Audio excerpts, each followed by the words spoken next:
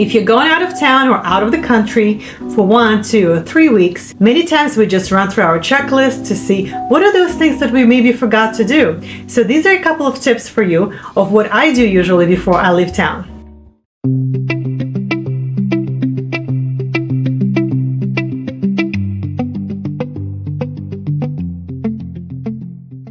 Hi, welcome to my channel. My name is Veronica. I talk about travel, tips and hacks of what I do before and during the travel, different vlogs, packing tips, and much more. If you want to support me, please don't forget to like this video, join my channel, and subscribe. I love when you share my content with friends and family. This way more viewers can see my videos. So thank you. If you're the avid traveler like myself or the beginner, I love to share my ideas and my tips with others like yourself.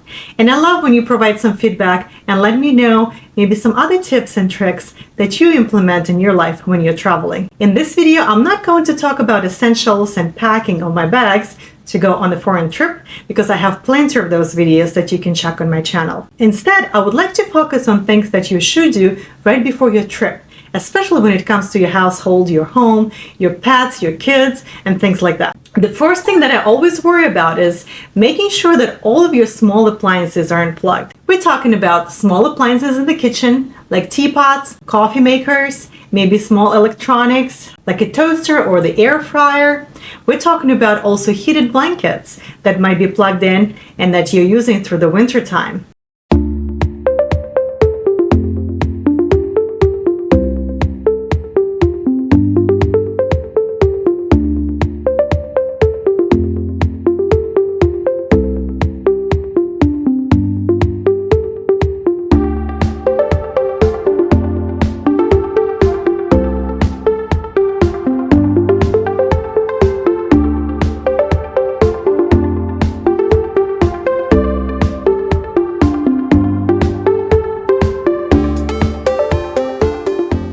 If you have your laptops or computers turned on and plugged in at all times, I'm in IT, so mine is pretty much running all the time.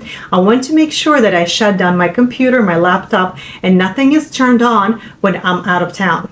If there is any bad weather or you have thunderstorms, your electricity might spike and might fry some of your appliances. So it's always good to have surge protectors in the house. I actually pay for additional service through my electrical company and protects from surges during the bad weather. That costs me about $9 a month, but if there is a bad spike or the bad weather, nothing is going to fry, and they provide the insurance or the warranty, or some of the big appliances fry, at least I will get some money back. If you don't have that kind of service in your area, the minimum you can do is to purchase some surge protectors if you have to have certain electronics or appliances plugged in. If you don't have it, at least unplug everything and turn everything off so you don't have the risk of anything being fried. The other tip for safety of your house is purchasing Wi-Fi or smart bulbs. This way you can put them in different lamps around the house, and when you're away, those bulbs will be turning on and turning off on the schedule. I personally have smart bulbs all over my house. It's very convenient because if you have the light outside your front door, it's good to have that bulb to go on during the evening hours,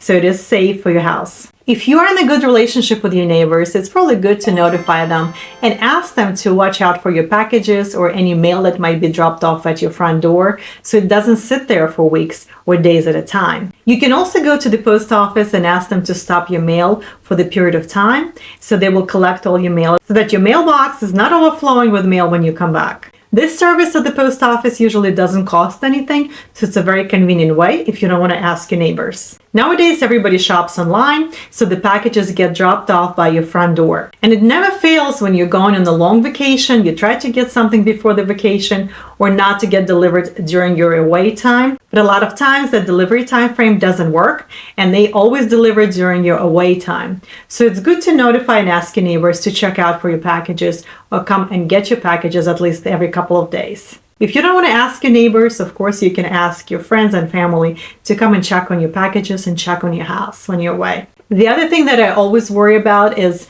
if you have something at the house like plants or pets and somebody needs to come and check on them, it's good to make those arrangements in advance. If the friends and family cannot do it, and if you're leaving a pet, like a cat or a dog at home, there are services that you actually can pay for, and somebody will come to your house once a day or twice a day to check on your dog or feed your cat. And you should always leave your contact information for emergency situations. You should notify your friends and family where you're going, the location and the phone number of your hotel. Of course, share your itinerary and coordinates where you're going to be during different parts of the week, because if something happens to you or they need to get in touch with you instantly because something is wrong with your house or your pet, you want to be in touch and be able to connect.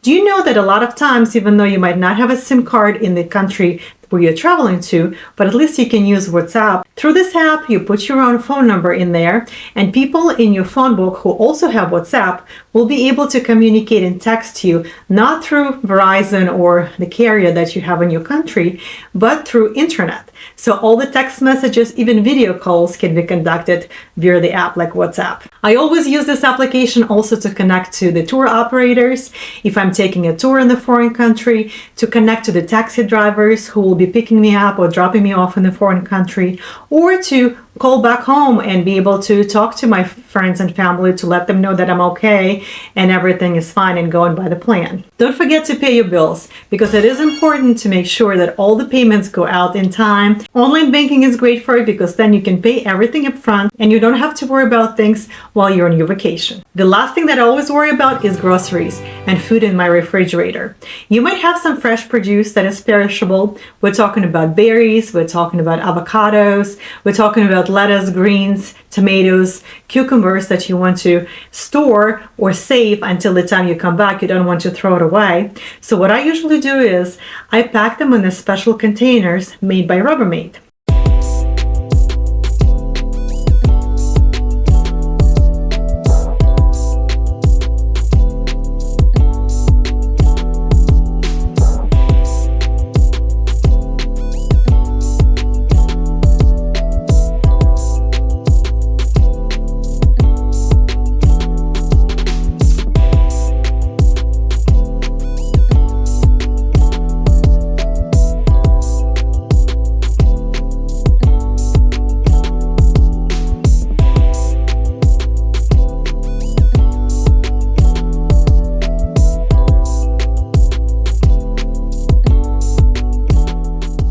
I made this investment a few years ago when I was traveling for 2 or 3 weeks at a time.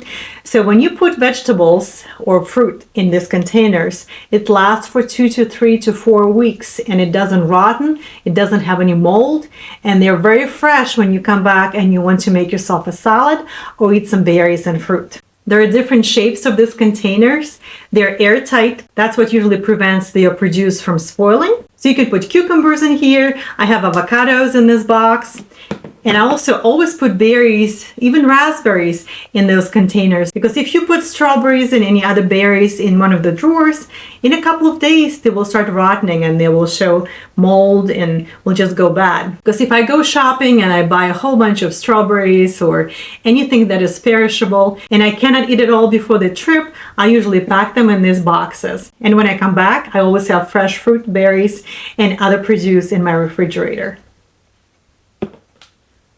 On the other side, if you have some meals, freshly made, freshly prepared, that you didn't eat yet and you want to keep them for later, I pretty much freeze everything. I even freeze my meals. I freeze the meat. Here's an example of a couple of foods that I packaged a few months back. This was the ham from New Year's, and I put it in the airtight plastic bags like this. I use the device to suck the air out. This way it stays fresh, doesn't have any freezer burn. And this is lasagna. So you can see that it can be different types of food. I even freeze the soup, so if I make a very big pot of soup, I put it in the glass jar and I put it in the freezer. As long as everything is airtight, it's gonna last for a while. And when you come back and you want to defrost some of these meals, you don't have to cook it all over again. All you need to do is to put it in the refrigerator overnight, and next day you can just microwave it. And your food will still taste very fresh. You wouldn't even know that it was previously frozen. I'm going to share the links to these products in the description below. So if you want to save your produce or you want to freeze something during your trips, you can use these products from Amazon. They're not expensive, but they can save you a lot of money in the long run, especially if you're buying in bulk, if you're buying for your whole family and you're going on vacation, you want to come back and still use the food that you purchased before your vacation. The food in the freezer and in those special Rubbermaid containers last for a long time. So if you have any other suggestions or tips For those out of times days when you're on vacation, please don't forget to let me know in the comments below, and I would love to hear from you. Thank you for watching this video. Please don't forget to like it, subscribe to my channel, and I will see you soon.